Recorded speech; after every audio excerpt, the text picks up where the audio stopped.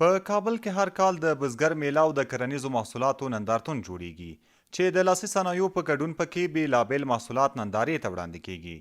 تر دې وړاندې هم 15 ځلې داسې میلې او نندارتونونه جوړ شوي او سږکال د 26 نندارتون د پرانیستي غونډه د اسلامي امارت د لوړپوړو چارواکو په شتون کې ترسره شوه. په دې غونډه کې د اسلامي امارت د رئیس الوزراء اقتصادي مرستیال ملا عبدالغني برادر هم ګډون کړی و او ټولو بزګرانو ته یې ډاډ ورکړ چې دوی به له بزګرانو څخه هیڅ راز مرسته او همکاري ونه سپموي او همداراز یې ټولو بزګرانو ته د زیري په توګه وویل چې په لنډه موده کې به د زراعت په برخه کې موږ او تاسو د یوې سترې او ملي پروژې د پرانیستو شاهدانو اوسو. په دې غونډه کې ګڼ شمېر بزګرانو هم ګډون کړی و. دوی وایي چې له اسلامي امارت او د کرنې وزارت څخه د زیربناو جوړول غواړي او هم د کرنې له وزارت څخه هر کال د اصلاح شویو تخمونو ویشلو مرسته غواړي چې په حاصلاتو کې زیاتوالی راشي. زموږ همدا زراعتي ستونزې دي، اوبه مو کمې دي، اصلاح شوي تخمونه نه لرو،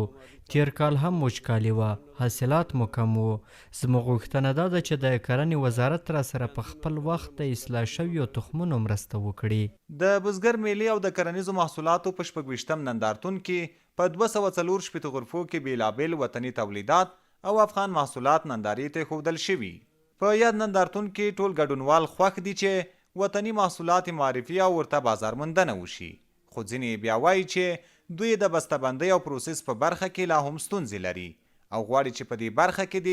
دولت هم له موږ سره همکاري وکړي چې په معیاري بڼه بسته‌بندي یې په هیواد کې دننه وشي تر څو وشي کولی چې له هیواده بهر هم صادرات ولري.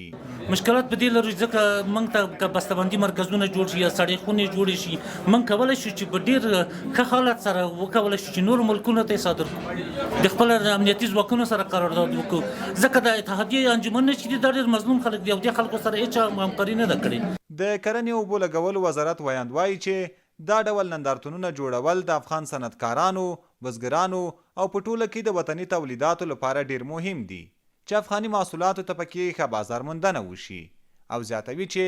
د دې نندارتون په جریان کې به د بېلابېلو تجارانو ترمنځ بحثونه وشي او هم به پکې ځینې سوداګریز تړونونه لاسلیک شي. دا کې به د